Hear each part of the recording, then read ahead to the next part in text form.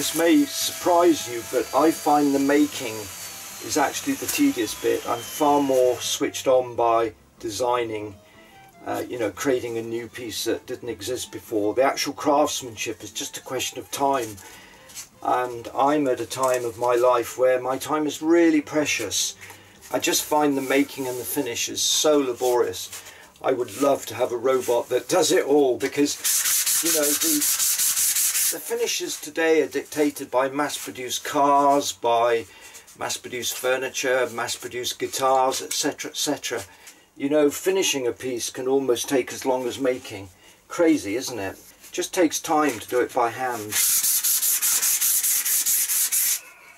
But I'm getting to a point where I think, well, it's horses for courses. You know, if you're going to get down on your knees and look at every single scratch mark on this piece of furniture, then I'd say you're missing the trick. You should sit on the chair and enjoy the comfort.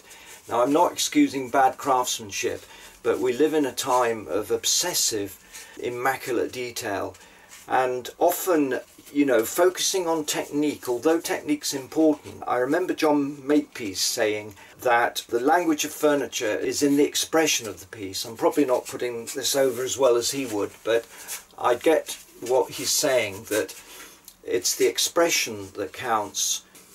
But at any rate, this is an impromptu little video, relieving the monotony of my day in the workshop, labouring away to get a decent finish on this prototype chair that I'm designing and creating for an exhibition in London in July 2018 called The Hand of the Maker. And it's a development, an evolution of my rocking chair that I designed in 1984 called the Caterpillar Rocker.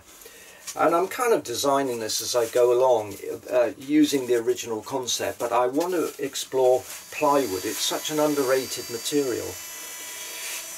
No doubt I haven't shaved today. Better go off and have a shave.